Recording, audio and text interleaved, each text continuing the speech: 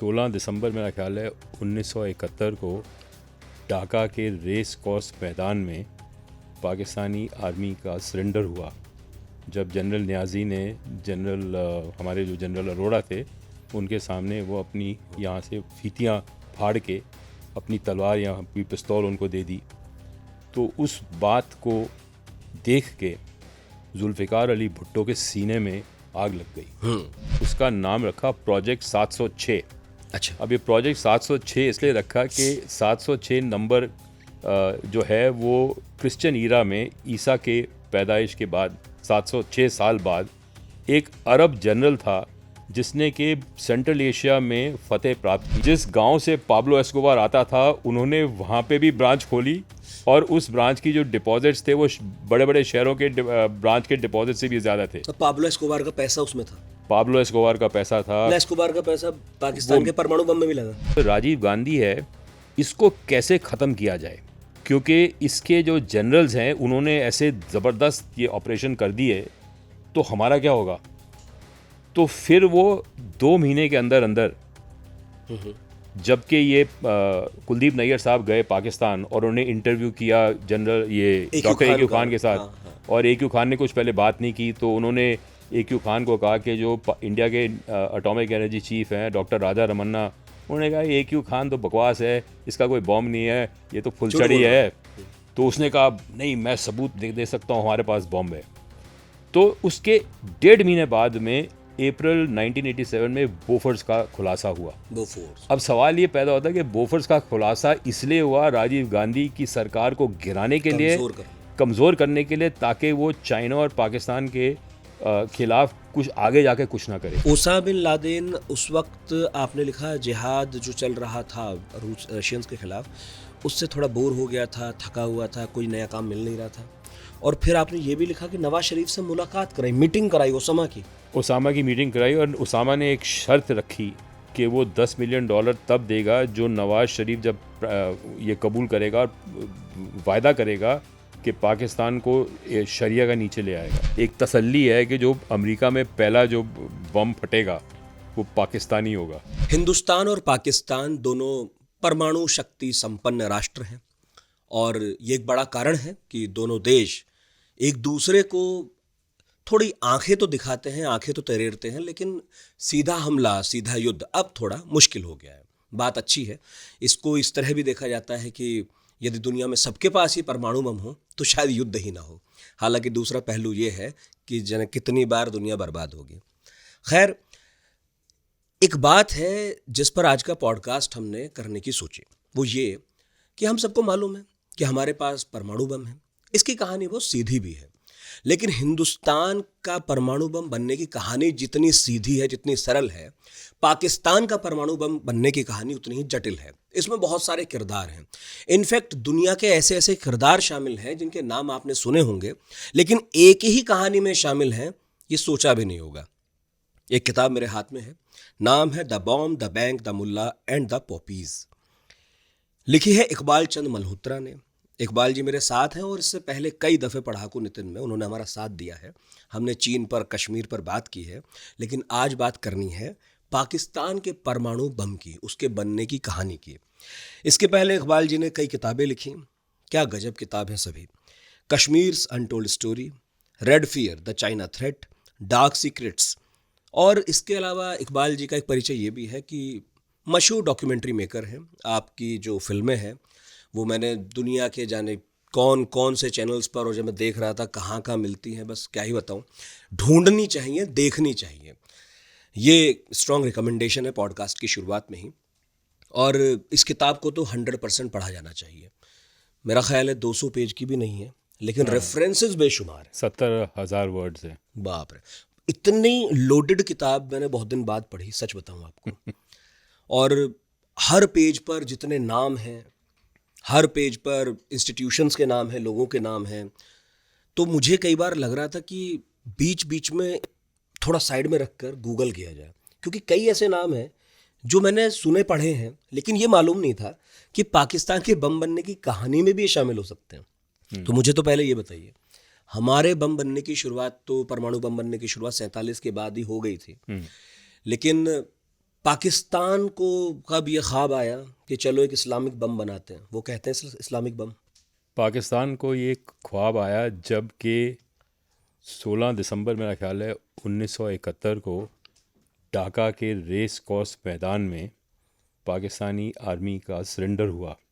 जब जनरल नियाज़ी ने हमारे जो जनरल अरोड़ा थे उनके सामने वो अपनी यहाँ से फीतियाँ फाड़ के अपनी तलवार या अपनी पिस्तौल उनको दे दी, तो उस बात को देख के जुल्फ़िकार अली भुट्टो के सीने में आग लग गई और उसने फिर 3 हफ्तों के अंदर अंदर उसने मुल्तान में एक मीटिंग बुलाई पाकिस्तान के जो सारे वैज्ञानिक थे और उनसे पूछा, यंग थे, बुज़ुर्ग थे, मतलब पूरा स्पेक्ट्रम था, तो उनसे पूछा कि भाई ये हम लोग परमाणु बम बना सकते हैं कि नहीं।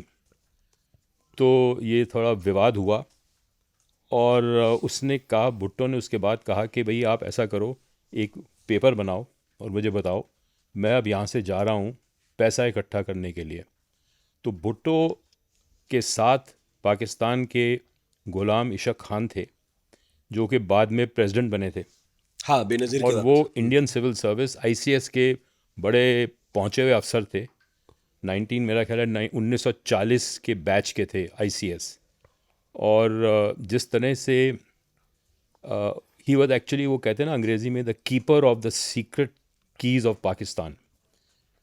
तो उनके साथ भुट्टो एक पश्चिम एशिया के सफ़र पे निकल पड़े कि भाई अब पैसा तो था नहीं उनके पास, तो हाथ में कटोरा था, ना पैसा, ना टेक्नोलॉजी, कुछ नहीं था, और ना वो सामान जिससे परमाणु बम बन सकता है। सिर्फ इंतकाम की भावना थी बस। और वो जज्बा था कि भाई हमने ये बम बनाना है, ये हिंदुस्तानियों को हमने सिखाना है कि भाई। उन्होंने ये नारा दिया था कि घास की रोटी हाँ हाँ, खाएंगे, बिल्कुल लेकिन बम बनाएंगे। बिल्कुल। तो ये पश्चिम एशिया के दौरे पे गए, तो वहाँ पे 2 देशों में उनको कुछ सहानुभूति मिली। एक देश था ये आपका लिबिया, जिसके जो तानाशाह थे उस समय, मोहम्मद गद्दाफी, उन्होंने कहा मैं तुम्हारी मदद करूँगा। अच्छा। और दूसरा देश था आबू धाबी। अब आबू धाबी कुछ महीने पहले उन्होंने एक अपना ग्रुपिंग बनाया था यूनाइटेड अरब एमिरेट्स का, यूएई, दुबई के साथ, शारजा के साथ, 7 ये रियासतें थी छोटी सी। आबू धाबी का जो शेख जायद था, उन्होंने कहा कि भाई हम आपकी मदद करेंगे और हम आपकी आर्थिक मदद करेंगे। अच्छा। तो फिर ये तय हुआ कि भाई एक बैंक बनना चाहिए जो कि पैसा रेज करेगा इस पूरे प्रोग्राम को फंड करने के लिए। तो उसी से इनकी शुरुआत हुई, क्योंकि पैसों के बिना तो कुछ नहीं हो सकता। तो उस वक़्त ये विवाद भी चल रहा था कि ये जो बम है ये प्लूटोनियम से बने या यूरेनियम से बने, क्योंकि दो रास्ते हैं परमाणु बम बनाने के। तो एक यूरेनियम एनरिचमेंट का है और एक प्लूटोनियम का है। तो जो उनके मुख्य धारा के सब वैज्ञानिक थे उस समय, वो सारे के सारे प्लूटोनियम के मतलब रास्ते में जाना चाहते थे। तो यूरेनियम की बात नहीं हो रही थी, क्योंकि यूरेनियम उस वक़्त बड़ी एक्सपेंसिव प्रोसेस था, महंगा था। तो शेख जायद ने कहा कि आप बैंक बनाओ और उसमें मैं थोड़े से पैसे डालूंगा, केवल कोई $2.5-3 लाख, लेकिन मैं उसमें अपना डिपॉजिट डालूंगा और वो डिपॉजिट को आप इस्तेमाल कर सकते हो। मोटी मोटी बात यह है।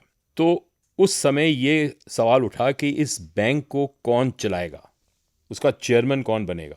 तो एक शख्स था आगा हसन आबिदी, जो यूपी का वो रहने वाला था, और वो 47 में पाकिस्तान चला गया।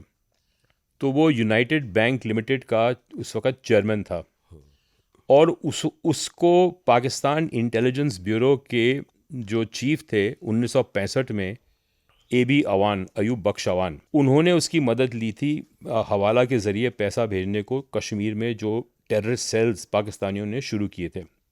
अब लोगों की मतलब राय जनरली ये है कि सन 1987 में कश्मीर में टेररिज्म शुरू हुआ, वो इलेक्शन के बाद कि वो इलेक्शन रिग हुआ था 87 का, लेकिन एक्चुअली ये 65 में ही शुरू हो गया था, 65 में। और आबिदी जो था वो बैंकर तो जिहाद था, क्योंकि वो उनका जिहाद 65 में शुरू हो गया था। तो वो उनको पैसा दे रहा था। तो गुलाम इशाक खान ने सोचा कि भाई ये बेस्ट आदमी होगा जो कि हमारे प्रोग्राम की हिफाजत करेगा, पैसा रेज़ करेगा, और इसकी जो दिमाग है बहुत तेज़ चलता है। और वो एक एक्चुअली इंटरनेशनल बैंकर बनना चाह रहा था, अपने आप को तब्दील करने की कोशिश में था। मतलब पाकिस्तान का बैंकर था, इंटरनेशनल बैंकर बनना चाहता था। दूसरी तरफ पाकिस्तानी आर्मी और नेता एक ऐसा बैंक चाहते थे जो दुनिया भर से पैसा इकट्ठा करके पाकिस्तान ले आए ताकि बम बने, और उनका पैसा या उनका जो भी है वो हवाले के जरिए इधर उधर भी भेजा जा सके।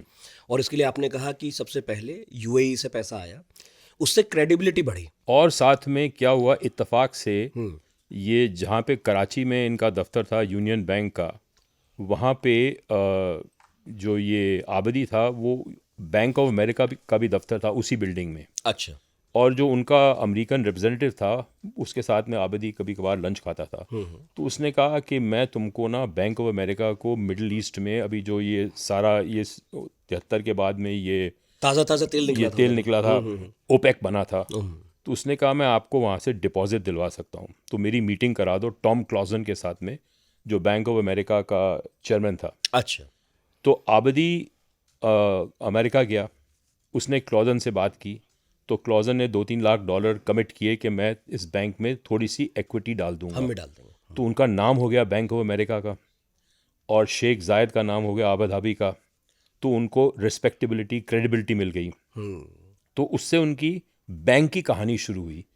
तो अब बैंक जो था ना वो अंडर कैपिटलाइज था, उसमें कैपिटल बहुत कम था, लेकिन शेख जायद की रजामंदी से उन्होंने वो जो डिपॉजिट वो डालता था और उसके लिए उनको फिक्स्ड इंटरेस्ट मिलता था 1.5% अबव लंदन इंटरबैंक रेट। मतलब कि जो लंदन का रेट था उसके 1.5%। मतलब शेख साहब को इसकी एवज में मिलता था कि भाई आपका पैसा हमारे पास है, हाँ, इससे हमारी क्रेडिबिलिटी बढ़ गई है, तो लाइए 1.5% आपको इंटरेस्ट दिया और ही दिया। इन्होंने क्या किया कि उन्होंने वो जो पैसा शेख साहब का था उन्होंने उसको शो किया अपनी किताबों में एज ए इक्विटी। अच्छा, उन्होंने दिखाया कि हमारे हिस्सेदार हैं। हाँ, हिस्सेदार हैं, पर वो उनका वो लायबिलिटी नहीं दिखाई, बिकॉज जो डिपॉजिट होती है वो लायबिलिटी होती है, बिल्कुल, इक्विटी होती है वो ग्राहक थे। हाँ, ग्राहक थे। तो ये शुरू हो गया। तो इस तरह एक बैंक बनाने की कोशिश थी जिसका दुनिया में एक मयार हो कि बड़ा बैंक है कोई, हाँ, और उसको अब उन्हें इंटरनेशनल करना था। इसका नाम रखा क्या? Bank of credit and commerce international. और इसका उद्घाटन हुआ था 1972 में गर्मियों में बेरूट में एक फोनीशिया होटल थी।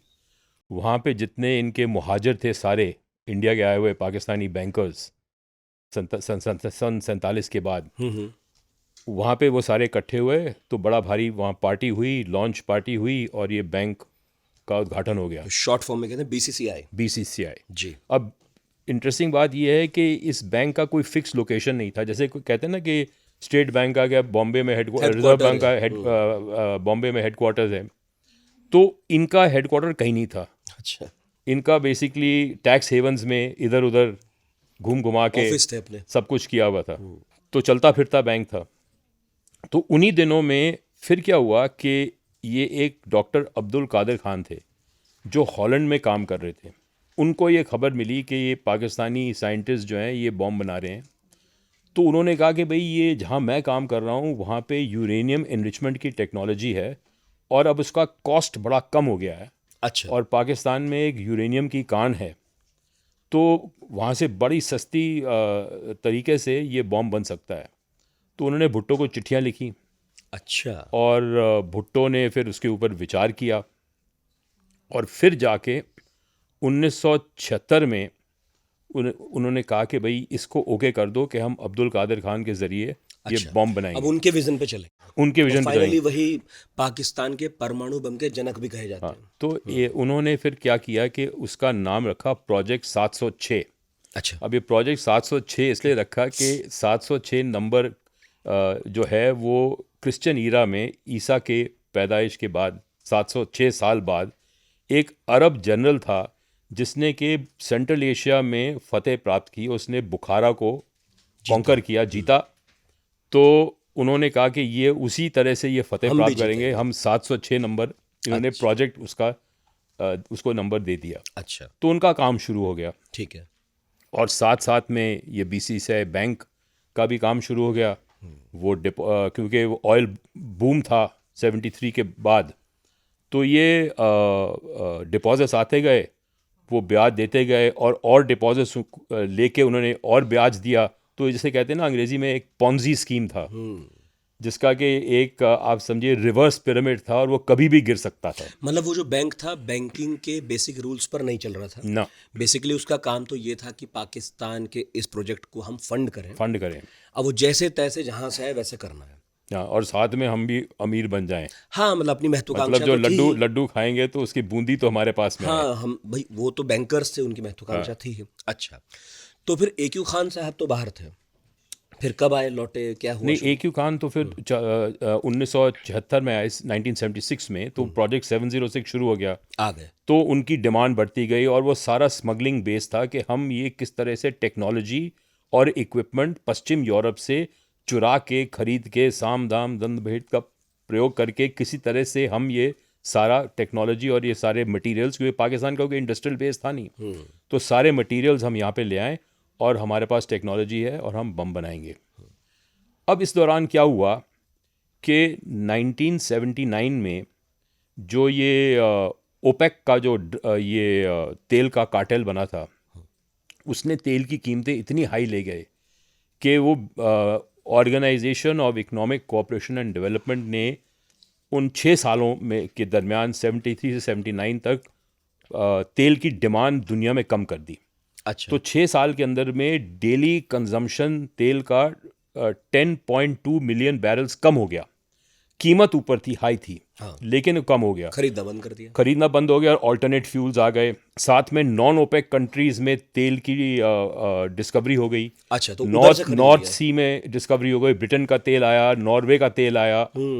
तो ये सब तेल आके तो अरबियों का जो मार्केट शेयर था, ओपेक की गुंडागर्दी बंद हो गई। वो गुंडागर्दी बंद हो गई, मार्केट शेयर डाउन हो गया।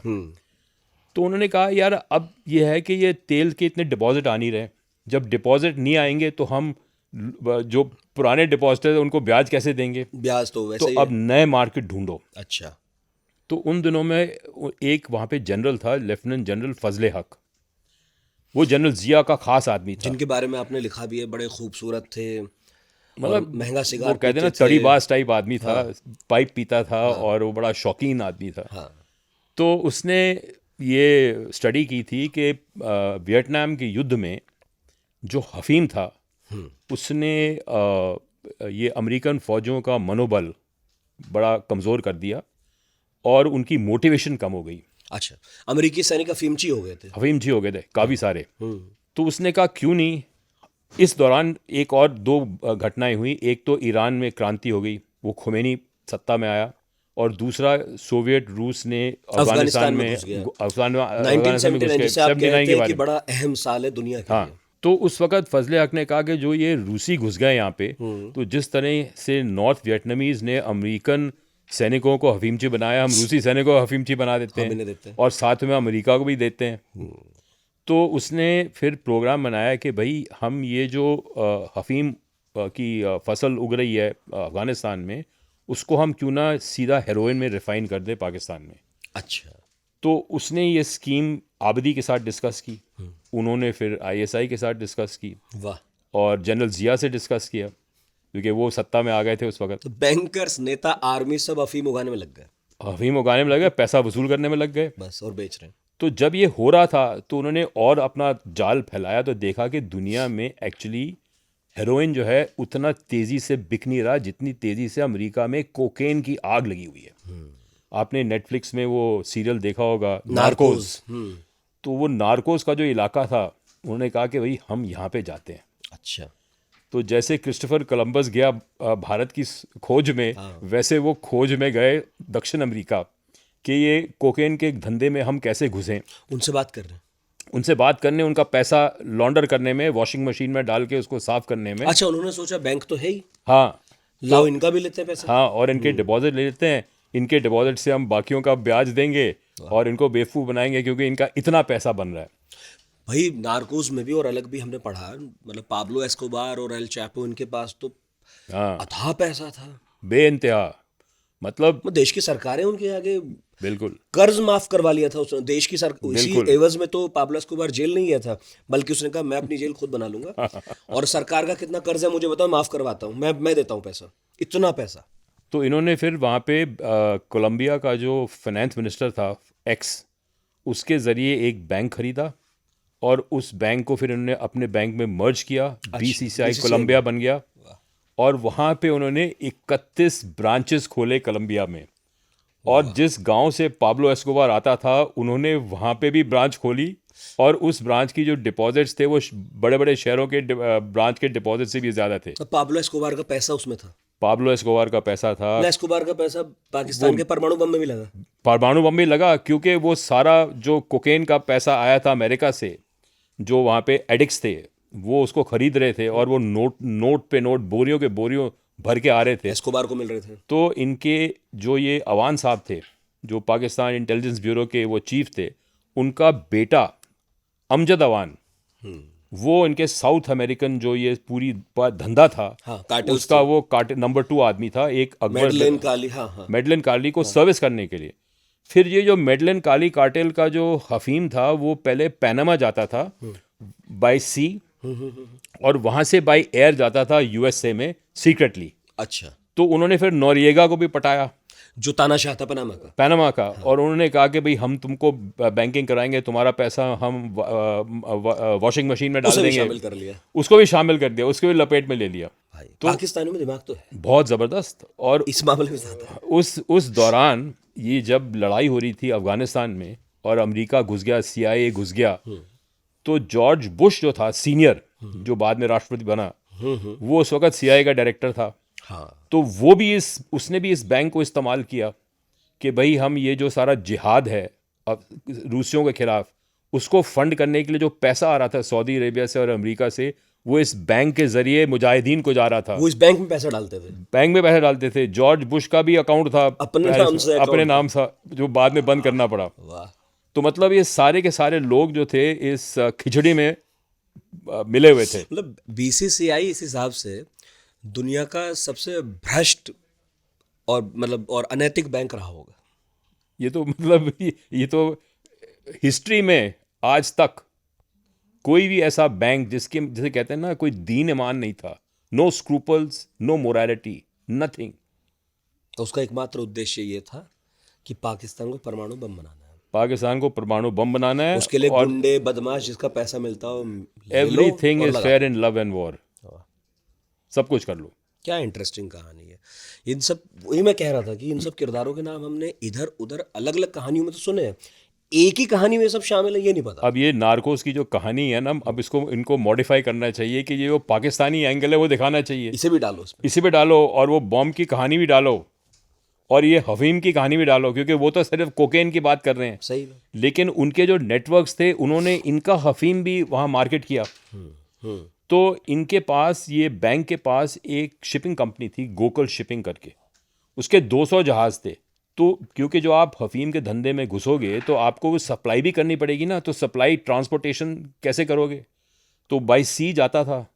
तो वो गोकुल शिपिंग के जो सारे जहाज़ थे वो सब ये हफीम लेके जाते थे, निकलते थे। मुझे ये बताइए, इसका इसे थोड़ी देर रोक के यहाँ से जुड़वाऊंगा आपसे कहानी।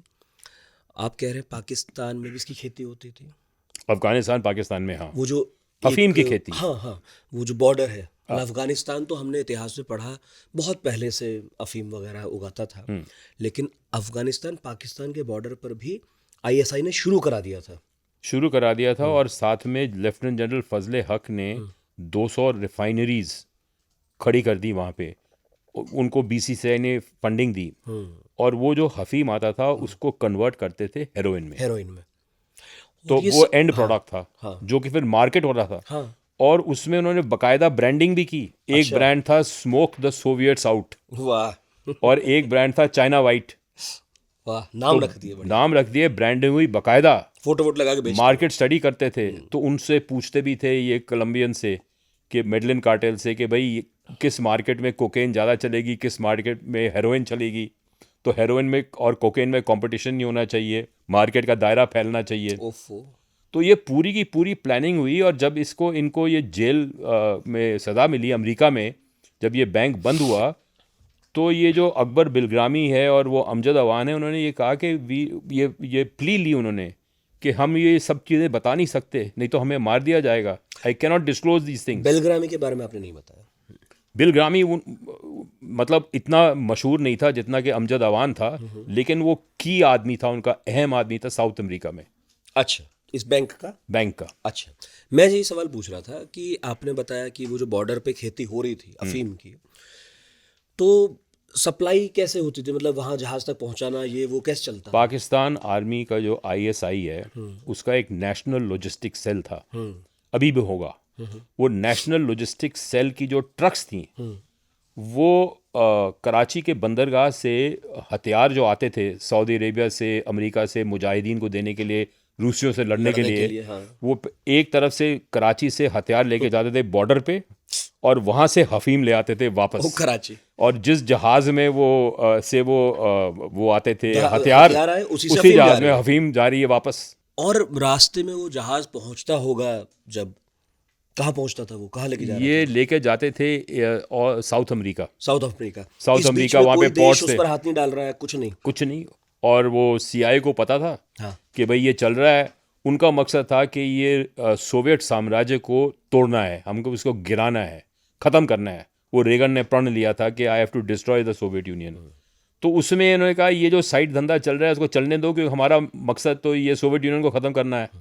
तो जो ख़त्म हो जाएगा तो इसमें से ये तो कुछ धंधा कर रहे हैं, पैसा कमा लेंगे तो कमाने दो, बाद में अफीम देखेंगे। बाद में देखेंगे। और परमाणु बम का भी तो पता चल गया था कि ये बना वो रहे भी चला गया। उन्होंने उसके एज दे से कि दे टर्न्ड अ ब्लाइंड आई, उन्होंने कहा कि छोड़ो इसको। हैं। इन्हें भरोसा था अमेरिकियों को कि ये बना लेंगे। अब ये कहना बड़ा मुश्किल है, लेकिन CIA ने ये सारी रिसर्च की हुई थी। हाँ। और इनका एक आदमी था पाकिस्तानियों का, मुझे नाम उसका याद नहीं आ रहा।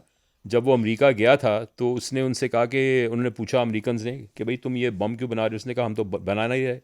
तो उन्होंने उनको फ़ोटो दिखाई और उसका बाकायदा उन्होंने एक मॉकअप बनाया हुआ था, मतलब एक बॉम्ब बनाया था कि जिस तरह पाकिस्तानी बॉम्ब था, it was based on the Chinese bomb. तो उसका उन्होंने एक मॉडल बनाया हुआ था। अच्छा, तो उसको दिखाया ये आपका बॉम्ब है। तो उनको पता था कि ये सब हो रहा है। फुटबॉल टाइप था, आपकी फुटबॉल किताब में टाइप इसका था। जिक्र है, याद आया मुझे। हाँ। लेकिन सवाल ये है कि उस समय उनका फोकस सारा का सारा वो सोवियत यूनियन बड़े पे था। दुश्मन की तरफ था। और उनको ये नहीं पता था कि ये छोटा दुश्मन जो पल रहा है ये बाद में जाके उन ये पे तुम्हारी हमला नाक में करेगा। दम करेगा। हाँ, तो हाँ, हम थे बैंक की तरफ, अभी तो उसका पतन नहीं हुआ। तो इसने मेडलिन और जो काली कार्टेल है उन सब का भी पैसा लिया, वहाँ पे ब्रांच खोली। बाकायदा। ये लंदन, अमेरिका और बाकी देशों में भी बढ़ता गया। लग्जमबर्ग में, फ्रांस में, मतलब आप पैनामा में, अमेरिका में भी इन्होंने ब्रांच वांच खोले। सब जगह फैला हुआ था BCCI।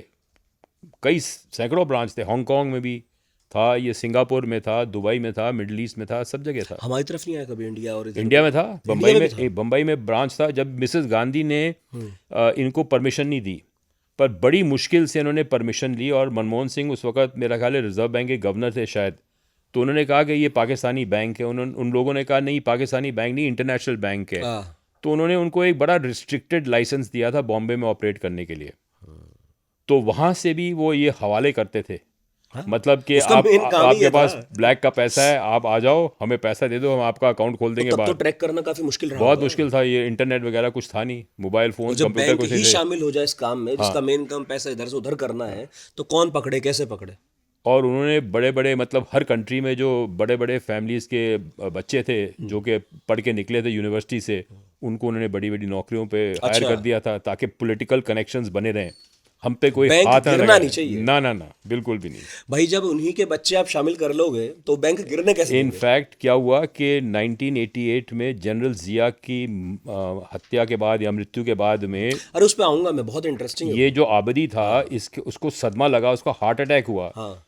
तो अमेरिका के भूतपूर्व राष्ट्रपति जिमी कार्टर ने प्लेन भेजा 2 कार्डियक सर्जन्स के साथ लंदन के, ताकि इसकी वो मतलब इसकी केयर सर्जरी हो, इसकी केयर करें, देखभाल करें। तो ये इस और आप हद लिख रहे तक, हैं, हाँ, उस किताब में आपने लिखा भी कि जिस देश में लाइन लगी रहती थी ऑपरेशंस की, वहां 24 घंटे में एक नया दिल लगवा दिया उनको। हाँ बाप रे, क्या जलवा था एक बिल्कुल। पाकिस्तानी का। जलवा तो जबरदस्त था, वाह। हवा में उड़ रहे थे वो। मतलब केवल एक पाकिस्तानी नहीं तो हम क्या ये मान लें कि वो एक ऐसा दौर था जब पाकिस्तान का जो एस्टेब्लिशमेंट था, चाहे वो बैंक हो, आर्मी हो, नेता हो, उनके हिसाब से दुनिया चल रही थी या अमेरिका चल रहा था जो दुनिया चला रहा था, ऐसा था? नहीं, ऐसे नहीं है, लेकिन सवाल ये है कि पाकिस्तान की भूमिका उस वक्त बड़ी अहम थी, क्योंकि पाकिस्तान का बॉर्डर सटा के अफ़गानिस्तान के साथ था। बिल्कुल जियोपॉलिटिकल। तो जो आपने वहाँ पे मुजाहिदीन को सप्लाईज देने थे, उनको हथियार देने थे, और वो गुरिल्ला कैंपेन करना था लड़ाई का रूसियों के खिलाफ, तो आपको पाकिस्तान की बड़ी ज़रूरत थी। बिल्कुल।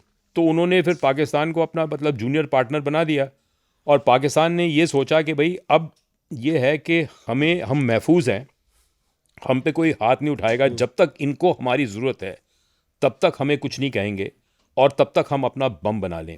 और वो ज़रूरत बनाए रखने के लिए पाकिस्तान ने अमेरिका और रूस की कभी बातचीत भी नहीं होने दी कि बिल्कुल कोई नहीं, शांति वार्ता हो जाए। बिल्कुल नहीं।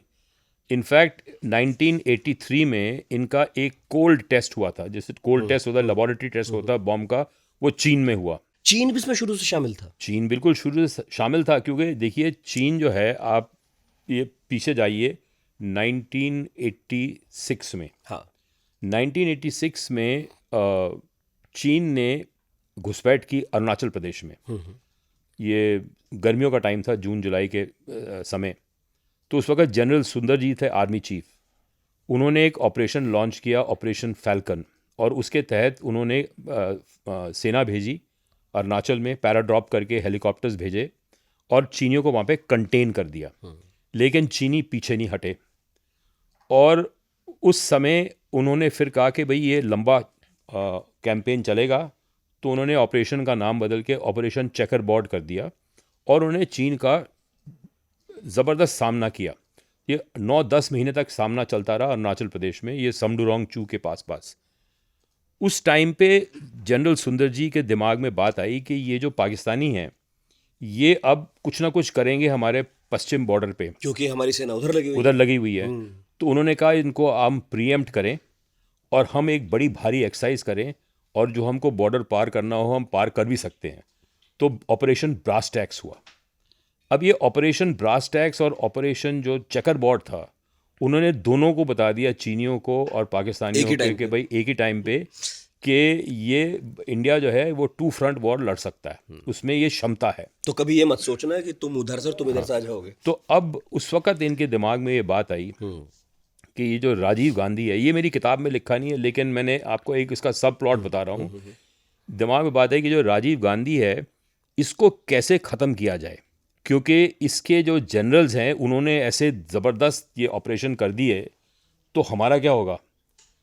तो फिर वो 2 महीने के अंदर अंदर, जबकि ये कुलदीप नैयर साहब गए पाकिस्तान, और उन्होंने इंटरव्यू किया जनरल ये डॉक्टर ए क्यू खान के साथ, और ए क्यू खान ने कुछ पहले बात नहीं की, तो उन्होंने ए क्यू खान को कहा कि जो इंडिया के एटॉमिक एनर्जी चीफ हैं डॉक्टर राजा रमन्ना, उन्होंने कहा ए क्यू खान तो बकवास है, इसका कोई बॉम्ब नहीं है, ये तो फुलचड़ी है। तो उसने कहा नहीं, मैं सबूत दे सकता हूँ, हमारे पास बॉम्ब है। तो उसके 1.5 महीने बाद में अप्रैल 1987 में बोफोर्स का खुलासा हुआ। बोफोर्स। अब सवाल ये पैदा होता है कि बोफोर्स का खुलासा इसलिए हुआ राजीव गांधी की सरकार को गिराने के लिए, कमज़ोर करने के लिए, ताकि वो चाइना और पाकिस्तान के खिलाफ कुछ आगे जाके कुछ ना करे। हाँ, मतलब अपनी सरकार बचाने में ही लग जाएगा आदमी। और तो फ्रेंड्स क्या देखने, उनको बड़ा डर लगा ये ऑपरेशन ब्रास टैक्स से, और चीनियों को भी चेकर बोर्ड से। उसके आगे जाके कई मतलब अंजाम हुए। पर उस इंटरव्यू का, इनफैक्ट 1983 के कोल्ड टेस्ट की हम बात करते भी आऊँगा, पर वो कुलदीप नैयर के इंटरव्यू की बात आपने कही भी है। आपके तो संबंधी भी हैं कुलदीप नैयर। नहीं, वो मेरे एक्चुअली उनका जो छोटा बेटा है वो मेरे साथ में स्कूल में पढ़ता था, और हम लोग पड़ोसी थे। तो मैं उनको अंकल बुलाता था, तो उन्होंने मुझे फ़ोन किया, भाई पंजाबी में कहा, काका मैं आ रहा हूँ तेरे दफ्तर, मैंने एक टेलेक्स भिजवानी है। मैं कहा अंकल आ जाओ। तो वो आ गए, तो उन्होंने कहा मैंने ये टेलेक्स भेजनी है लंदन ऑब्जर्वर को। मैंने कहा ये आप क्या भेज रहे हो, हमें भी तो बताओ। तो उन्होंने कहा मैं तो अभी आया हूँ पाकिस्तान से, मैंने ये ए क्यू खान से इंटरव्यू किया है, तो वो मैं इंटरव्यू भेज रहा हूँ। तो मेरे ऑफिस से वो इंटरव्यू वहाँ पे चला गया। तो इंटरव्यू छपा मार्च के आई थिंक 1 को। पहले उन्होंने वेरीफाई किया, चेक किया कि इंटरव्यू लंदन ऑब्जर्वर ने। हाँ। तो जब वो ऑथेंटिक हुआ तो उन्होंने कहा इसको रिलीज़ कर दो। उसी टाइम उसके 2-3 दिन बाद जनरल ज़िया यहाँ पे क्रिकेट मैच देखने आए जयपुर। और उनको पता था कि अब राजीव गांधी को भी पता हो गया कि भाई हमारे पास बॉम्ब है, तो ये जो ब्रास टैक्स है इसको आप डिफ्यूज़ कर दो, नहीं तो हम आपकी सेना ने जो हमारे सीमा के पास आई, सरहद के पास आए, हम गिरा देंगे, तो हम गिरा देंगे बॉम्ब। वो ये बोलने जयपुर आए थे खास। इनफैक्ट आपने इस किताब में भी लिखा है कि जब वो टेलेक्स जा रहा था, हाँ, वो आईबी ने इंटरसेप्ट कर लिया यहाँ तो पे। हमारे एजेंसी ने इंटरसेप्ट कर लिया था आपके यहीं से। हाँ, तो हमारे यहाँ भी पता लग गया था कि भैया बम है, वो आदमी ये तो कह ही रहा है, दावा तो है ही। हाँ, तो ये बात हुई, तो फिर उस वक्त फिर राजीव गांधी ने डिसाइड किया कि भाई इसको हम डिफ्यूज़ कर देते हैं सिचुएशन को।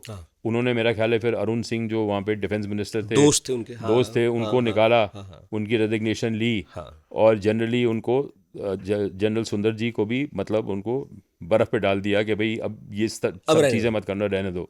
तो तुमने शक्ति प्रदर्शन करना था, कर दिया, अब ये तो आगे जाके इसका बड़ा कुछ बवाल हो सकता है। सही। बैक टू 1983, आप कोल टेस्ट की बात कर रहे थे। हाँ, उसमें क्या हुआ? उसमें ये हुआ कि चाइना ने इनको काफ़ी मदद की, पाकिस्तानियों को, और पहले 1970 से मदद करनी शुरू की, क्योंकि आपको पता होगा कि जब ये 1962 का युद्ध हुआ था चाइना के साथ में, उसके पहले पाकिस्तान ने एक शक्सगम वैली है कश्मीर में, बिल्कुल, उन्होंने उस वैली का हिस्सा जो है चीन को दे दिया। और वो बड़ी स्ट्रेटेजिक लोकेशन थी। तो उनकी जो ये बातचीत तब से चल रही थी कि मतलब हमारा एक सीक्रेट किस्म का पैक्ट है। और फिर 1971 में पाकिस्तान ने अमेरिका का जो रैप्रोचमा हुआ था चाइना के साथ में, उसमें अहम भूमिका निभाई थी। उसी के कारण अमेरिका ने पाकिस्तान का साथ दिया था 1971 की लड़ाई में। जो आप कह रहे हैं, वो जो बातचीत हुई थी चाइना की अमेरिका से बहुत साल बाद, जिसमें हेनरी किसिंजर भी, हाँ, उसमें पाकिस्तान का भी रोल था, बहुत बड़ा रोल था। वाह भाई। और उन्होंने उसको, जैसे कहते हैं ना, ब्रोकर किया था, वो डील के ब्रोकर थे। चाइना इतनी बात मानता था पाकिस्तान की? तो बिल्कुल मानता था, निर्भर था कि वो एक मतलब दरवाज़ा था वेस्टर्न वर्ल्ड को के पास जाने के लिए, पाकिस्तान। हाँ, क्योंकि चाइना तो एक तरह से क्लोज्ड था, बिल्कुल क्लोज लेकिन था। पाकिस्तान की बातचीत होती थी वेस्ट में, इनफैक्ट और इनकी दोस्ती थी। जैसे मेरा ख्याल अब किम जोंग उनके साथ है कि नॉर्थ कोरिया को अगर कुछ उधर कहना हो तो चाइना से बोल देते हैं, इधर वालों को से कुछ कहना हो चाइना से बता देते हैं। वो कहते हैं कि पाकिस्तान और North Korea and sorry China and North Korea और China and Pakistan, China North Korea जैसे होंठ और दांत का रिश्ता है, वो चाइना और नॉर्थ कोरिया का है, वैसा है। और पाकिस्तान जो है वो चाइना का इजराइल है, जैसे अमेरिका का इजराइल है, वहाँ पे अरबियों के लिए वो करने के लिए तो लो कॉस्ट ऑप्शंस हैं। सही है। तो उन्होंने बड़ी मदद की। तो पहले तो सूटकेस में चीनियों को वो नोट देते थे, जैसे वो फजले हक के वहाँ से पैसे वसूल हुए वो हफीम के धंधे से, तो नोट सूटकेस देने शुरू हो गए जो वो सामान बेच रहे थे चीनी। पर उसके बाद क्या हुआ, उन्होंने कहा कि ये तो बड़ा इसका दायरा एक्सपैंड हो रहा है, इसमें तो हमें hundreds of millions of dollars में इनको पैसा देना पड़ेगा। तो फिर उन्होंने अपना एक रिप्रेजेंटेटिव चाइना में बीसीसीआई बैंक ने भेजा, उसके ब्रांच इस्टेब्लिश की। अच्छा, चाइना में बैंक खोला। हाँ, और फिर वो उसको पैसा देते थे, जो चाइना को पेमेंट मिलता था, जो उनकी मदद कर रहे थे ये परमाणु बम बनाने के लिए, तो वो उनके थ्रू जा रहा था पैसा। चाइना भी शामिल था इस तरह से। और फिर 1990 में उनका हॉट टेस्ट हुआ। अच्छा, कोल्ड टेस्ट के बाद? कोल्ड टेस्ट के बाद 83 में कोल्ड टेस्ट हुआ, हॉट टेस्ट हुआ 1990 में। वो कोल्ड टेस्ट का बताइए मुझे, 83 में जो चाइना में हुआ इनका, पाकिस्तानियों का, उसमें क्या निकला, ऑब्जर्वेशन क्या? वो एक लेबोरेटरी सिमुलेशन था ना, बॉम्ब का, करके देखा, वो लेबोरेटरी सिमुलेशन था। तो वो कोल्ड टेस्ट उसी को कहते हैं, it's not a live test. तो वो तो इसको सिमुलेट करते हैं कि ये टेस्ट है, ऐसे ऐसे होगा, इसका ये नतीजा निकलेगा। फिर उसको वेरीफाई करने के लिए फिर वो एक हॉट टेस्ट करते हैं, पर 7 साल लग गए थे उसके। बेनजीर आ गई सिनेरियो में अब। हाँ, उस वक्त तो यहाँ पे वो लड़ाई का ऐलान ऑलमोस्ट हो रहा था। वो रॉबर्ट गेट्स जो है अमेरिका के नेशनल सिक्योरिटी एडवाइज़र, वो इंडिया भी आए, वीपी सिंह प्राइम मिनिस्टर था उस समय। उसकी सरकार डगमगा रही थी, वो सारा आंदोलन हो रहा था वो मंडल का, और यहाँ पे विद्यार्थी जो थे जल रहे थे, आग लगा रहे थे अपने आप को, बड़ा बवाल हो रहा था। तो उस समय में वो आया और उसने फिर वो क्राइसिस को डिफ्यूज़ किया। लेकिन उनका बॉम्ब का टेस्ट हो गया, उसने कोशिश की रॉबर्ट गेट्स ने कि ना हो, लेकिन वो बॉम्ब का टेस्ट उनका हॉट टेस्ट हुआ। ये कहाँ हुआ? चीन में हुआ। ये भी चीन में हुआ। मतलब जिस तरह हमने अपने परमाणु बम के टेस्ट हिंदुस्तान की जमीन पर ही किए, हाँ। पाकिस्तान ने अपनी पर भी किए और कुछ चीन में पहला भी टेस्ट किए। उनका चीन में हुआ। हाँ, तो और आप ये सोच सकते हो कि कितनी घनिष्ठ दोस्ती थी हाँ, और है उनकी, हाँ। कि मतलब पाकिस्तान और चीन का साथ कभी नहीं छूटेगा। एक दोस्ती पाकिस्तान बार बार दोहराता है अपनी ईरान के साथ भी, और हम भी कहते हैं ईरान हमारा दोस्त है। पाकिस्तान के इस बम के बनने में ईरान का भी कुछ रोल है? ईरान को इन्होंने ये बम की जो टेक्नोलॉजी है वो बेचने की कोशिश की और इरानियंस ने उनसे ख़रीदा भी, लेकिन पाकिस्तानियों ने उनका बेवकूफ़ बनाया और वो मतलब इन्फीरियर टेक्नोलॉजी उनको पहले दी। फिर बाद में जब जनरल ज़िया को ये पता चल गया कि भाई अब ये रूसी जो हैं ये अफ़गानिस्तान से निकलने वाले हैं, तो अब अमेरिका हमें पैसा नहीं देगा क्योंकि उनका मकसद पूरा हो गया। तो अब हम instead of just procuring nuclear materials, हम लोग प्रोलिफरेट करें, हम इसको एज ए रेडीमेड किट बेचें। अच्छा, तो उन्होंने फिर ये तो लिबिया पहला को, देश है जिसने ये भी तय किया कि परमाणु हम बना के बेचेंगे। हाँ, हाँ, तो ये नॉर्थ कोरिया को उन्होंने अप्रोच किया, लिबिया को किया, ईरान को किया, बाकायदा पैसे भी लिए। आहा, इनफैक्ट जो जनरल बेग था वहाँ पे, जो जनरल ज़िया के बाद आए सत्ता में, उन्होंने प्लान बनाया था कि $11 बिलियन उस समय 1990 में हम ईरानियन से वसूल कर सकते हैं और हमारा ये 10-12 साल के लिए पूरा मिलिट्री बजट पूरा हो जाएगा इसको बेच के। लेकिन कभी भी पूरी टेक्नोलॉजी नहीं दी और नहीं, सफल नहीं वो हुए वो। सफल नहीं हुए और कामयाब नहीं हुए उसमें। बीच में फिर वो और पंगे पड़ने लग गए। हम बैंक पर थे, तो इस बैंक का पतन कैसे हुआ? ये तो बढ़िया चल रहा था। इस बैंक का पतन ऐसे हुआ कि जब 1987 में सर्दियों का टाइम था, जॉर्ज बुश ने ये निर्णय लिया कि वो रिपब्लिकन पार्टी की नॉमिनेशन, प्रेसिडेंशियल नॉमिनेशन के लिए फाइल करने वाला। फाइल करने हैं, मतलब वो रेस में है। हाँ, बिल्कुल। तो उनके पास 3 इश्यूज थे कि उनकी जो कनेक्शन था 3 सब्जेक्ट से, एक तो जनरल ज़िया के साथ, एक पनामा के प्रेसिडेंट नोरिएगा के साथ, और ये बीसीसीआई के बैंक। कनेक्शन थे इनके तीनों से। ये इनके लिए एम्बेरसमेंट थी बड़ी, क्यों? क्योंकि ये सब गैर कानूनी थे। नहीं, प्यारे थे। ज़िया तो कह रहा था उन दिनों में, वो इंटरव्यू बाकायदा दे रहा था कि भाई हमारे पास बॉम्ब है। उसने न्यूयॉर्क टाइम्स में भी दिया, उसने मतलब वो उत्तेजित था। अब खुल के कहने लगे। खुल के कहने के कि भाई हम खुल्लम खुल्ला प्यार करेंगे, हम छुप के क्यों करेंगे, हाँ। हम बताएंगे हमारे पास बम है, देखी जाएगी, तुमने क्या करना है कर लो। ठीक है, तो अमेरिका की मीडिया में और यहाँ सब पर ये अब शोर होने लगा बिल्कुल। कि हम तो ये कहते थे कि बनने नहीं देंगे, दुनिया की शांति को स्टेक पे नहीं रहने देंगे, ये हमारा दोस्त बनाए घूम रहा है। तो उसकी उंगल पकड़ के वो प्रेसिडेंशियल नॉमिनेशन कैसे जीत सकते थे, क्योंकि ये अमेरिकन पॉलिसी के खिलाफ था। दूसरी बात है, जो नोरिएगा था वो पहले CIA के पेरोल पे था। हाँ, उसको ये मंथली भाड़ा देते थे बहुत तगड़ा पैसा देते थे। और उसके बाद में वो भी एम्बेरसमेंट हो गया क्योंकि बुश का वॉर ऑन ड्रग्स था। हाँ। और एक तरफ से आप कह रहे हो वॉर ऑन ड्रग्स है, दूसरी तरफ से जो ड्रग लॉर्ड्स हैं उनके साथ में आपकी दोस्ती है। और ये बात खुल गई कि तो पनामा का तानाशाह जो ये है वो खुद ड्रग्स के पैसे खा जो रहा है। डेमोक्रेटिक पार्टी का उसका प्रतिद्वंदी था माइकल डुकैकिस उस समय, उसने ये सारे खुलासे किए थे। ओके। तो ये एक रिश्ता ज़िया का, एक रिश्ता नोरिएगा का, और तीसरा BCCI का। इसका भी खुल ये 3 रिश्ते जो थे ये कटवाने बड़े ज़रूरी थे। BCCI का एक्सपोज कैसे होने लगा था? क्योंकि बैंक था वो तो ठीक है, BCCI अकाउंट का है। एक्सपोज ऐसे होने लगा कि ये बैंक जो है ना बिल्कुल टॉक्सिक हो गया था जिसे कहते हैं, और इतना टॉक्सिक हो गया था कि अमेरिका ने कहा कि ये तो एक उन्होंने स्टिंग ऑपरेशन किया था, सैंडस्टॉर्म, और वो स्टिंग ऑपरेशन US कस्टम्स में किया गया था, और बाकायदा उसमें ये इनके 4 जो मेन अफसर थे बैंक के, ये अकबर बिलग्रामी, ये जो आपका है अमजद अवान, एक फिरोज़ दीन था और एक और था, वो 4 पकड़े गए एक स्टिंग ऑपरेशन में मायामी में, और वो अंदर उनको जेल में डाल दिया।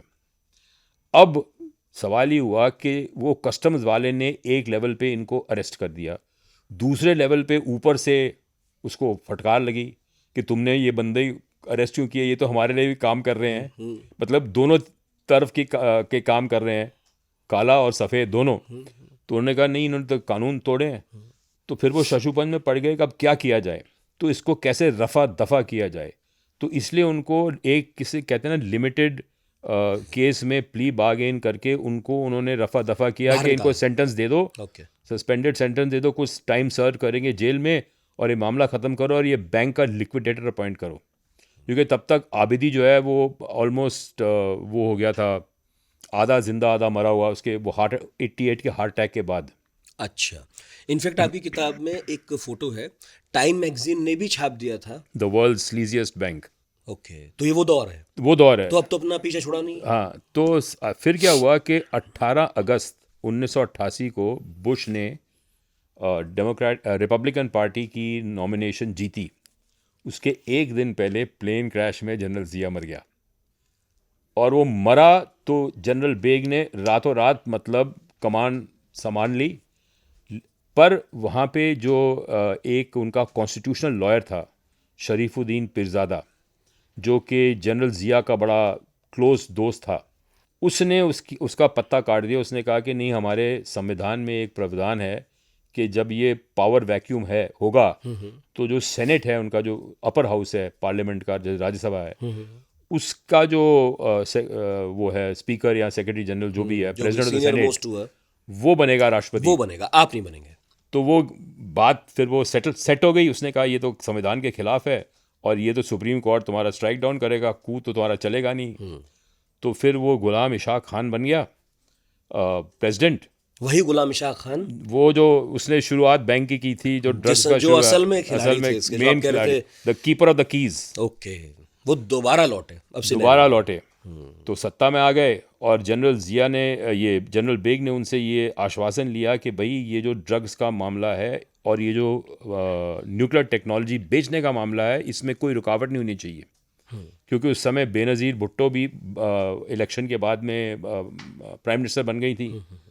तो उन्होंने इनफैक्ट कहा कि एक ट्रॉयका है, 3 हिस्से हैं, बेग, इशाक खान और बेनज़ीर भुट्टो। बेनज़ीर भुट्टो को हम कम से कम बातें बताएंगे, सेना, राष्ट्रपति, प्रधानमंत्री। हाँ, और वो मोहरा है हमारा, वो हमारी मोहरा है, और वो उस मोहरे को हम चलाएंगे। हाँ, तब तक तो शक्तिशाली थी ही नहीं। हाँ, और उस समय उनकी ये बातचीत चल रही थी नॉर्थ कोरिया के साथ में कि चीन जो है, क्योंकि वो WTO में आने वाला था, कोशिश कर रहा था, वो दुनिया की फैक्ट्री बन रहा था, उसमें अमेरिकन इन्वेस्टमेंट बढ़ी जा रही थी। हाँ, हाँ। तो उसने क्या किया कि उसने कहा कि नॉर्थ कोरिया को कि भाई तुम भी बन जाओ न्यूक्लियर पावर, लेकिन तुमको न्यूक्लियर टेक्नोलॉजी मिलेगी पाकिस्तान से, मैं नहीं दूंगा, मैं पाकिस्तान को इनडायरेक्टली दूंगा। अच्छा, चीन कह रहा है, चीन कह रहा है, लेकिन तुमको वो तुम देंगे, वहां से ले लो। और जो मिसाइल टेक्नोलॉजी है जो पाकिस्तान को चाहिए, मैं उनको डायरेक्टली नहीं दूंगा, मैं तुम्हारे थ्रू दूंगा। अच्छा, तो वो ट्रेड हो मिसाइल, गया। हाँ, मिसाइल वाला भाई साहब नॉर्थ कोरिया वालों को कहा पाकिस्तान को आप दे दो, हाँ और परमाणु वाला पाकिस्तान वाले आपको दे दें। हाँ अच्छा, मैं दोनों को दोनों चीज़ नहीं दूंगा। ना, ठीक। तो इनका ये ट्रेड चलता रहा। तो उन्होंने फिर बेनज़ीर का इस्तेमाल किया इसको संगठित करने में और इसको एक लीगल रूप देने में कि भाई हमारी ये एलाइज बन गए, स्ट्रेटेजिक एलाइज हैं, पाकिस्तान, नॉर्थ कोरिया और चाइना। अच्छा, हाँ, उसके लिए तो प्रधानमंत्री चाहिए ही था। बिल्कुल। साइन मारने के लिए तो एक लोकतांत्रिक ढंग से चुना हुआ प्रधानमंत्री चाहिए। और उन्होंने ये भी कहा कि भाई ऐसा है कि ये जो ट्रेड है हफीम का, क्योंकि बेनज़ीर को वो थोड़ा अजीब लग रहा था कि भाई हम हफीम के ट्रेड में घुसेंगे, पर ये अच्छा। सही है कि नहीं है। अच्छा, वो नई नई घुसी थी क्योंकि, और उन्हें नया नया खबर मिल रही होंगी कि ये सब चल रहा है। और वो ऑक्सफोर्ड यूनिवर्सिटी की पढ़ी हुई थी, तो हाँ, उससे मतलब वो sophisticated थी। सोफिस्टिकेटेड थी और इतने इस तरह के तो असहज हो गई वो। धंधे में घुसना नहीं चाह रही थी। तो फिर उन्होंने कहा कि ये एक्चुअली क्या है कि हम ये कश्मीर में जिहाद करना चाह रहे हैं, तो जिहाद के रूप में हम पैसा इकट्ठा कर रहे हैं। हाँ, उसके लिए पैसा ला रहे हैं। इसके लिए पैसा ला रहे हैं। अब हो गया जस्टिफाइड। हाँ, अब हो गया जस्टिफाइड। बेनज़ीर ने मान लिया। बेनज़ीर ने मान लिया रिलक्टेंटली। हाँ, उसी वक्त का एक किस्सा आपकी किताब में पढ़ रहा था कि जब हामिद गुल, उनके तो खूब सारे इंटरव्यूज अभी भी पढ़े, और वो भी मुझे ऐसा लगता है ये इनकी तरह ही बहुत सारे राज हाँ, उनके थोड़े पास भी हैं। उसके बाद का था थोड़ा, अच्छा, कि उन्होंने कहा बताइए वो आप। उन्होंने कहा कि भाई ये नवाज शरीफ को की दुश्मनी थी बेनज़ीर से। तो उन्होंने कहा कि नवाज शरीफ को तो ज़ियाउल हक का आदमी मानते ही थे।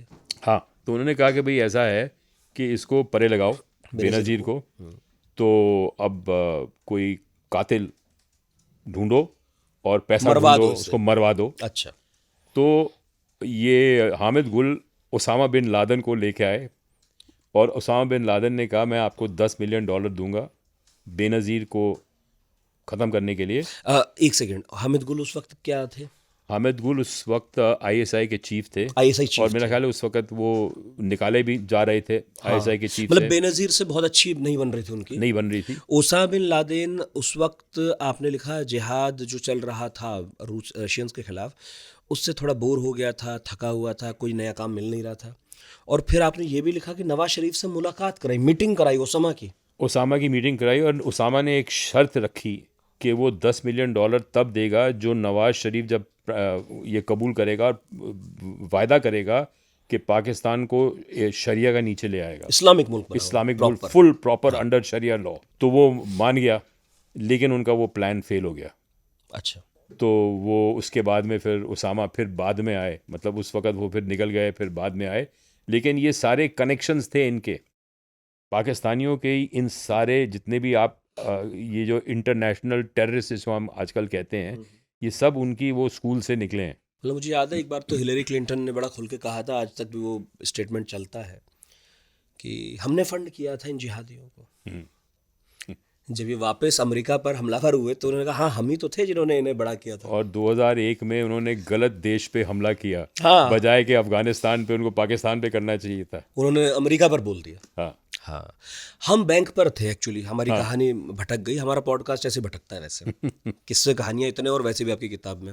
हाँ, तो आप वो बता रहे थे कि ये 4 लोग 5 लोग फंस गए उसमें, 4 लोग 5 लोग फंस गए। हाँ, फिर उन्हें धीरे धीरे निकाला तो गया। लिक्विडेटर अपॉइंट हो गया। ठीक है, और ये लिक्विडेटर ने फिर बैंक को बंद कर दिया और सबको ये जेल की सज़ा मिल गई।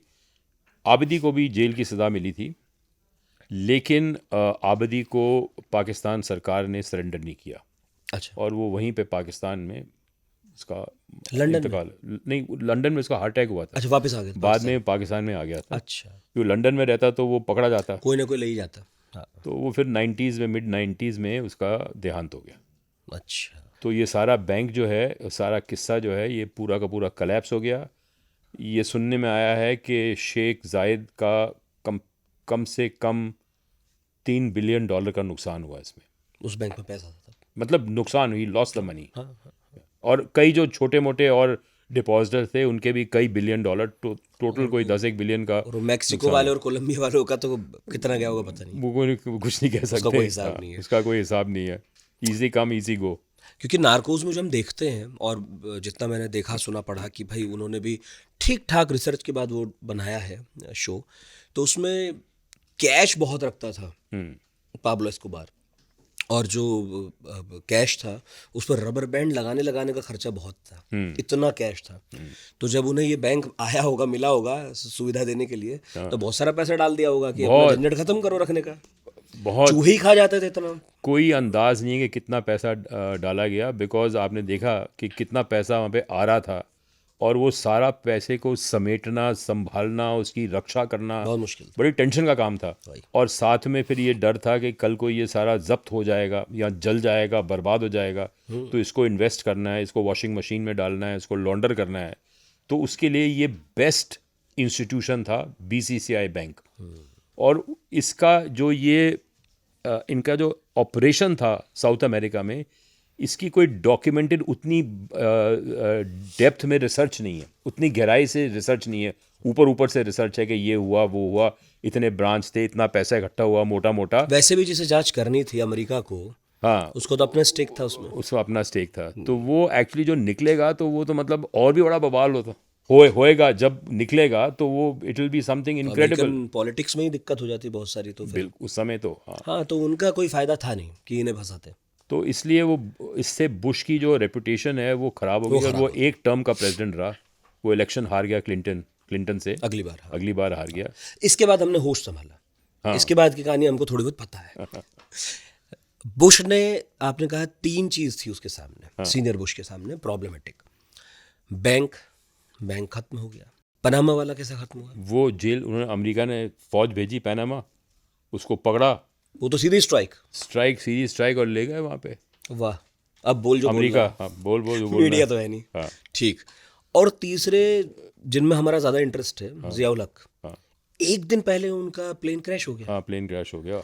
और उस प्लेन क्रैश में अमेरिकन एम्बेसडर भी मारा गया हाँ और कई सारे जनरल भी मारे गए। हाँ, लेकिन क्या कभी इसकी ठीक से जांच हुई? इसकी जांच नहीं हुई, इसको मामले को रफा दफा करवा दिया गया और जनरल ज़िया का जो लाश थी वो उसमें दफनाई गई, वो किंग फैसल मॉस्क में इस्लामाबाद में, ताकि वहाँ पे कोई उसको निकाल ना सके देखने या भी कुछ ना आए, ना क्योंकि वहाँ तो हाई देखने आए। सिक्योरिटी रहती है। हाँ, तो वो मामला रफा दफा कर दिया और उसको ख़त्म कर दिया और उसको भुला दिया, क्योंकि the show has to go on.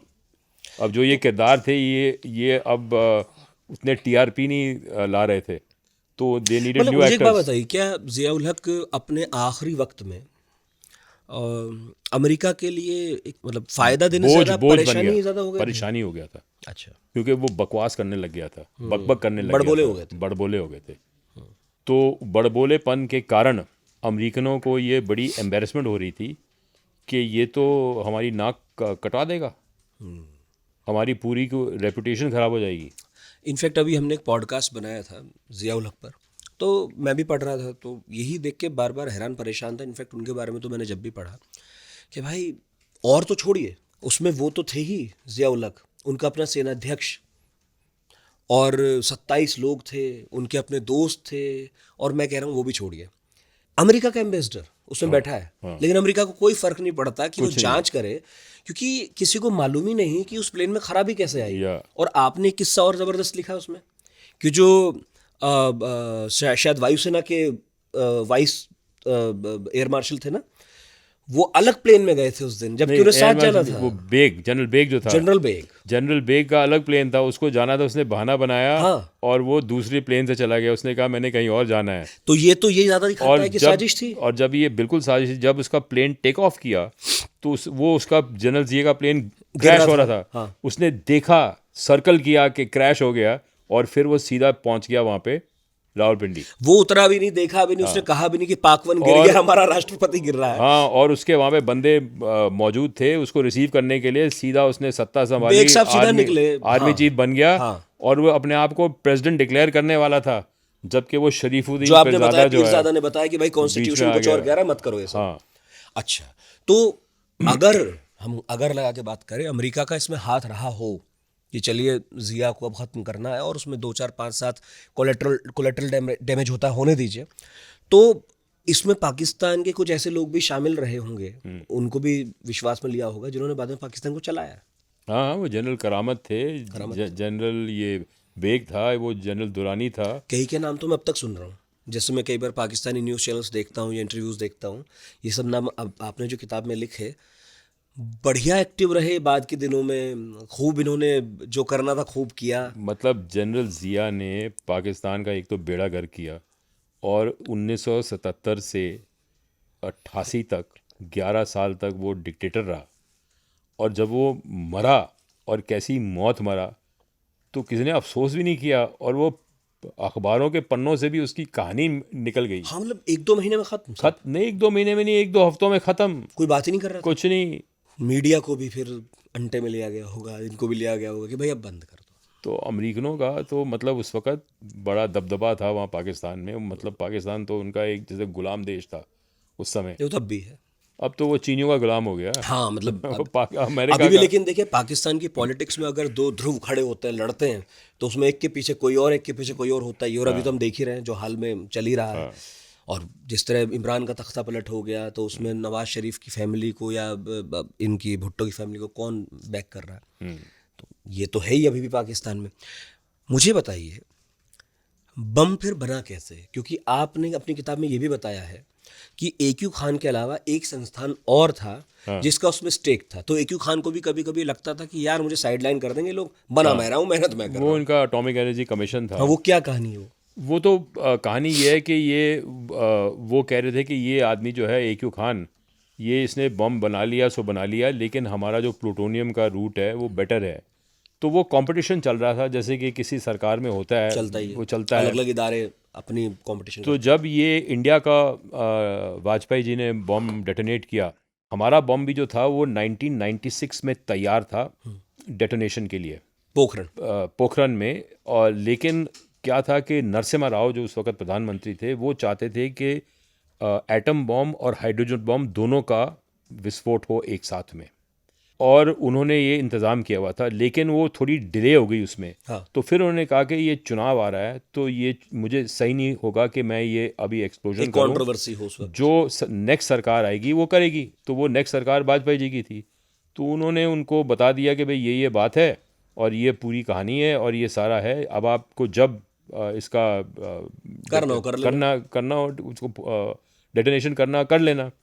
तो फिर उन्होंने फिर 1998 में जब वो मतलब चुनाव जीत के आए थे, तब किया। तब उन्होंने किया। और ठीक 1 महीने बाद फिर पाकिस्तान ने भी सार्वजनिक तौर पर किया। हाँ। और बताया कि हमारे पास भी है। हाँ। अब पब्लिकली बता रहे हैं। अब पब्लिकली बता रहे हैं, अब खुल्लम खुल्ला मतलब सब कुछ हो गया। और फिर उन्होंने क्योंकि कहा, फिर तो उनके पास ये कहने के लिए आड़ थी ना कि हिंदुस्तान ने कर दिया, और वो तो कहती हैं खुलकर कि हम तो हिंदुस्तान से डर कर ही कर रहे हैं। तो जब ये खुल्लम खुल्ला हो गया हम्म। तो उस वक़्त उन्होंने कहा कि अब हम ऐसा करते हैं कि इसका प्रोलिफरेशन जो है ना, इसको अब नक्की करते हैं, पैसे कमाते हैं। अच्छा। तो अब तो सब दुनिया को पता चल गया कि भाई इसमें कोई दो राह नहीं है कि हमारे पाकिस्तान पास के है, इनके माल पास है। है, माल है। हाँ। और ये इन्होंने 3-4 कर दिए हैं एक्सप्लोजन, तो टेक्नोलॉजी है, सब कुछ है, तो क्यों ना ये करें। तो फिर ये जो प्रोलिफरेशन है, जो इसका जो फैलाव था, वो शुरू हो गया। और गद्दाफी और ईरान के साथ में ये पूरा इन्होंने खेल कोशिश की, की। लेकिन इन्होंने बनने तो नहीं दिया किसी का। अमेरिकनों ने बनने नहीं दिया, वो अमेरिकन ने बनने नहीं दिया। अमेरिकन ने बनने नहीं दिया, उन्होंने रोक लगा दी उस पर। अच्छा। तो वो मामला फिर वो ख़त्म हो गया वहाँ पे। आप किसको श्रेय देंगे, AQ खान को या उस बैंक को या अफीम की खेती को? मतलब आप किसे ज्यादा? देखिए, इसमें सबसे ज़्यादा श्रेय तो वो गुलाम इशाक खान को देना चाहिए, अच्छा। जिसने कि इसका जो फाइनेंशियल स्ट्रक्चर है वो होता है उसको तैयार किया, खड़ा किया, उसको सही आदमी चुन के उसमें डाले, आबिदी और वगैरह, आबिदी को और अवान। उस अवान उसको मतलब उसको खड़ा रखा, उसकी हिफाजत की, और पैसे बनते गए, क्योंकि इनके पास और कोई पैसा तो था नहीं, इनके वहाँ पे इंडस्ट्री कोई थी नहीं। तो इन्होंने किसी ना किसी तरह से ये बम बनाना ही था। तो वो उसने आई थिंक कि उसका रोल जो है वो इस कहानी में बड़ा अहम है। AQ खान का भी रोल है, क्योंकि जब ये एक्सपोज हुए AQ खान और अमेरिकन प्रेशर के में आके इनको जेल में डाला गया, वो कहानी थोड़ी बताइए। उसमें ये हुआ कि जब ये क्योंकि मैं इसलिए कह रहा हूँ क्योंकि जब AQ खान गिरफ्तार हुए तो हमारे यहाँ अक्सर ये डिबेट होता था कि एक तरफ हमारे कलाम साहब, हमने उन्हें इतना सम्मान दिया, वो राष्ट्रपति बने और आज भी हम सम्मान से याद करते हैं। एक तरफ इनका परमाणु बम का जनक, वो जेल गया, उपेक्षित रहा, और मेरा ख्याल अब तो गुजर गए। हाँ, और उन पर आरोप लगे कि भाई ये तो टेक्नोलॉजी बेचता फिरता है। हाँ, तो वो अंतर उनको ये कहा गया कि ये न्यूक्लियर वॉलमार्ट है। हाँ। ये सारा टेक्नोलॉजी बेच रहा है। हाँ। तो मैंने उन दिनों में एक फिल्म बनाई थी न्यूक्लियर टैंगो, इसी के ऊपर। तो वो काफ़ी चली थी, 2004 में रिलीज़ हुई। तो वो पूरी कहानी बताती है, और वो उसमें फिल्म में दिखाया जाता है कि जब AQ खान पाकिस्तान टीवी पे जा रहे हैं कबूल करने के लिए टीवी पे कि मैंने गलत किया, मैंने ये अपने स्वार्थ के लिए ये क्यों, बम बनाया। मतलब फिर इसके पीछे की भी बताइए ना थोड़ी सी और। तो मैं बता रहा हूँ। हाँ। तो उसके पहले हाँ। वो एक साइड इंटरव्यू देते हैं, अपना बयान देने के पहले, पीस टू कैमरा के पहले। अच्छा। एक साइड में इंटरव्यू देते हैं कि प्रेसिडेंट मुशर्रफ ने मुझे कहा कि सब कुछ ठीक है, तुम चिंता मत करो, अब तुम अपना इसको कबूल कर लो, अपने पे ले लो। उसने वो कहा, वो मेरे पास उसका टेप है, फिल्म। अच्छा, बेसिकली जब ये बात खुल गई कि पाकिस्तान तकनीक बेचता फिरता है, तो पाकिस्तान पर स्टेट के तौर पर ये दबाव हटाने के लिए उन्होंने कहा कि AQ खान साहब, हाँ, अपने ऊपर ले लो। अब कोई ये बिलीव कर सकता है कि भाई ये एक आदमी जो है ये बम बनाएगा अपने आप में और फिर बम को बेचेगा, और जैसे कि हर जगह रेडीमेड किट कि भाई ये किट खरीद लो, ये इतने $100 मिलियन की है, ये ले लो, ये it is difficult to believe. पर उसने ये ले लिया। AQ खान तो राष्ट्रवादी निकले, देशभक्त निकले। बिल्कुल निकले, पाकिस्तान के देशभक्त निकले कि उन्होंने ये खुद में कबूल कर लिया। और उन्हीं दिनों के दौरान एक आदमी लंदन पहुंचा लीबिया से, क्योंकि ये इराक का इन्वेजन हो गया था 2003 में अप्रैल में। हाँ। और लीबिया को डर था कि कहीं हमारे साथ भी ये ना हो जाए। हाँ। तो गद्दाफी ने अपना एक दूत भेजा लंदन, और उसने कहा कि मैं अपनी पूरी की पूरी जो प्रोग्राम है, न्यूक्लियर प्रोग्राम, आपके सामने सरेंडर करना चाहता हूँ। अच्छा। तो बाकायदा ब्रिटेन की और अमेरिका की टीम गई वहाँ लिबिया। तो वहाँ पे उन्होंने एक अंडरग्राउंड लेबॉरेटरी देखी जिसमें कि पाकिस्तान की सप्लाई किए गए यूरेनियम एनरिचमेंट सेंट्रीफ्यूजेस थे हज़ारों की तादाद में, और उन्होंने कोई 250 टन इक्विपमेंट और 250 टन उसके जो ड्राइंग्स और ये सब थे अमेरिकनों को दे दिए। उन्होंने कुछ नहीं मांगा, उन्होंने कहा हमारा पिंडा छुड़ाओ, क्या ये रहा पाकिस्तान ये का माल हमारे गोदाम में, ये रहा हाँ, ये रहा, आप ले हमारा जाओ। गोदाम आपके हवाले, हम नहीं बना रहे और हमें सत्ता से मत हटाना। तो वो एक जहाज में डाल के वो ले गए, पर उन्होंने अमेरिकनों ने फिर दगा किया किया उनके तो साथ है। में, उसको गद्दाफी को उड़ा दिया। वो तो सद्दाम हुसैन से ज़्यादा बुरा हुआ गद्दाफी के साथ। हाँ। वो तो सड़कों पे मारे गए अपने लोगों के हाथों, जूते चप्पलों से। हाँ, पाकिस्तान ने तो कसर नहीं छोड़ी, लेकिन अमेरिका ने बनने नहीं दिया। लेकिन दिलचस्प बात यह है कि अभी तक जो ड्रग्स का धंधा है वो चल रहा है। अभी भी है। अभी तक पाकिस्तान जो है उसके पास पैसा नहीं है, आईएमएफ से बेल आउट ले रहा है।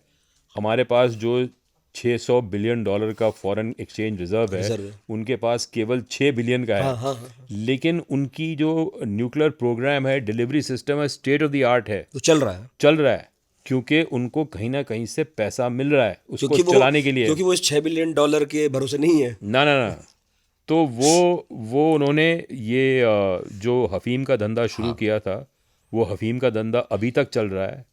और अमेरिका का एक एस्टिमेट था कि 1980 में पाकिस्तान में उगाया गया हफीम दुनिया का 3% था, और 1984 में 4 साल बाद में वो 30% पे पहुंच गया।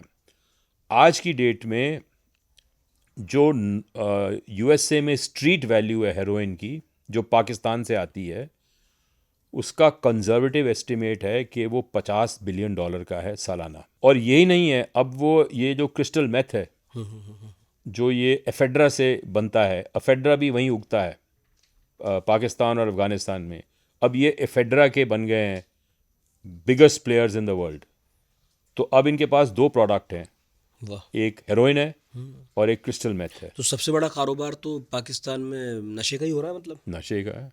सबसे बड़ा एक्सपोर्टर ये है। जो सारा हमारे पंजाब में आ रहा है, सब जगह आ रहा है, वो कहाँ से आ रहा है? वहीं से तो आ रहा है, वेस्टर्न साइड पे। तो आप सही कह रहे हैं कि ये ऐसा दुनिया का सबसे बड़ा ड्रग कार्टेल है जिसके पास परमाणु बम है। जिसके पास परमाणु बम है, कोई उसको छू नहीं सकता, हाँ। क्योंकि वो कहेंगे कि तो पाब्लो एस्कोबार ने नहीं किया ना, अल चापो ने किया ना। उनके पास तो मतलब एक सबसे छोटा से लेके सबसे बड़ा पूरे का पूरा रेंज है टैक्टिकल न्यूक्लियर वेपन्स का। तो वो कोई उनको चुनौती नहीं दे सकता। पूरा स्टेट इस काम में लगा। हाँ, it is a narco trafficking terror state. अब अमेरिका क्या करेगा? अब तो उसको दिखता भी है कि चाइना का भी स्टेक है वहां पर। अब तो ऐसी कोई चाइना का खास तो बड़ा मजबूरी भी भारी नहीं बची। स्टेक है पाकिस्तान में, बड़ा भारी स्टेक है, क्योंकि चाइना का जो ये आपका जो बिजली है, उन्होंने जो 2 डैम बनाए हैं इंडस नदी पे गिलगिट के पास, उनकी जो बिजली जनरेट करने की क्षमता है वो 40 गीगावाट आवर्स है, और पाकिस्तान की कैपेसिटी जो डिमांड है वो 22 गीगावाट आवर्स है, और उनकी इंस्टॉल्ड कैपेसिटी 32 गीगावाट आवर्स है। 10 का सरप्लस है उनके पास में, वो इस्तेमाल नहीं कर सकते क्योंकि उनके पास पैसा नहीं है बिजली इस्तेमाल करने के लिए। तो ये जो 40 एक्स्ट्रा बन रहा है, ये चाइना में जा रहा है, क्योंकि वहाँ पे बिजली की शॉर्टेज है और उनकी सारी इंडस्ट्री की ज़रूरत है नॉर्दर्न चाइना में। बिल्कुल। तो बड़ा भारी स्टेक है। तो इसलिए तो कह रहा हूँ, तो अमेरिका अब खुलकर क्यों पाकिस्तान को गले से नहीं पकड़ता? उन्हें तो हर तरह से नुकसान है। कर नहीं सकता भाई, उनके पास उनको ये एक जिसे कहते हैं ना, एक तसल्ली है कि जो अमेरिका में पहला जो बम फटेगा वो पाकिस्तानी होगा। जो डर्टी बॉम्ब है या छोटा बॉम्ब है जो भी फटेगा वो पाकिस्तानी होगा, और इसलिए वो इनको छू नहीं सकते अब। इसलिए तो वो हमारे पीछे हमें वो प्रोत्साहित कर रहे हैं कि भाई क्वाड में घुसो और चाइना का सामना करो, क्योंकि China, Pakistan, north Korea, Iran, Russia, ये एक ग्रुपिंग बन गई है। ये एक नया ग्रुप है जिसको अमेरिका हमारे थ्रू टैकल करना चाह रहा है। हाँ, चूंकि पॉडकास्ट का अंत है, लेकिन इतनी सारी बातों से मुझे ये तो समझ में आ रहा है कि भले ही राष्ट्र कहिए, धर्म कहिए, लेकिन ज़्यादा जो झगड़ा है, असल झगड़ा जो है वो पैसे का है। बिल्कुल सही है, पैसे का है वो। और आपकी किताब में ये भी लिखा है कि money makes the world go round. हाँ हाँ हाँ, मुल्ला उमर जो है हाँ। वो हाजी बशीर नूरजाई का एम्प्लॉय मात्र था, और मुल्ला उमर को खुद परवेज मुशर्रफ ने तालिबान का हेड बिल्कुल। बनने की हरी झंडी दी थी। बिल्कुल। तो मैं ये समझना चाह रहा हूँ कि तालिबान को तो हम हमेशा देखते रहे इस तरह कि वो भी एक ऐसा ग्रुप है जो इस्लाम के उस वर्जन को फॉलो कर रहा है या उसे प्रोपेगेट करता है, जिसमें वो ये कहते हैं कि एक ऐसा देश बनना चाहिए जो सिर्फ शरिया को मानता हो। तो हम उन्हें उस दृष्टि से देखते हैं कि ये कट्टरवादी लोग हैं। लेकिन आपकी किताब पढ़कर और इसमें किस्से पढ़कर तो ये लग रहा है कि उस तरफ उनका भी कम ही ध्यान है, वो भी पैसा बनाने पे ज़्यादा जोर दे रहे हैं। मुल्ला उमर तो मुशर्रफ का प्यादा था। हाँ। और उन्होंने ये सोचा कि जो अफ़गानिस्तान का अफ़ीम है उसको संगठित किया जाए, और वो सिर्फ इस्लाम के ज़रिए संगठित हो सकता है, तो इसलिए हमें एक वहाँ पे प्यादा रखना पड़ेगा। और वो मुल्ला उमर जो था वो बेस्ट प्यादा निकला, क्योंकि वो रशियन के खिलाफ लड़ाई में लड़ा था, शामिल था। उसके बाद में एक गांव है कंदहार के पास संगेसर, उसके एक मस्जिद में ये वो था, मुल्ला था, क्लेरिक था। हाँ। क्लेरिक था। हाँ, हाँ। और जो उस मस्जिद का मालिक था वो था हाजी बशीर नूरजाई, जो कि बाद में अमेरिका में अरेस्ट हुआ था ड्रग स्मगलिंग के लिए। बताइए। तो उसने वो आईएसआई और ये मुल्ला उमर के बीच में कटआउट था, तो उसके थ्रू उसको पैसा मिला, और संगेसर में ही ये तालिबान की शुरुआत हुई थी 1994 में, जबकि इन्होंने एक जो वहाँ का कोई गवर्नर था जिसने कोई 2 लड़कियों का रेप किया था, उसको उन्होंने मार दिया था। तो उससे उसकी मशहूरी हुई थी कि ये लॉ एंड ऑर्डर लेके आ रहा है। हाँ। तो मुल्ला तो ये उनका वो लोग हैं जो न्याय पसंद है। मुल्ला तो उनका प्रॉक्सी था और कुछ नहीं था वो। और लादेन ने भी बहुत टाइम तक फंक्शन पाकिस्तान में ही किया, शुरू में तो वहीं किया, बाद में उधर गया, और बाद में भी। हाँ, वहीं मरा। डेफिनेटली। क्या कमाल का मुल्क है, बड़ी दिलचस्प जगह है। बहुत रंग है पाकिस्तान में। अब देख क्या नहीं हो रहा है वहाँ।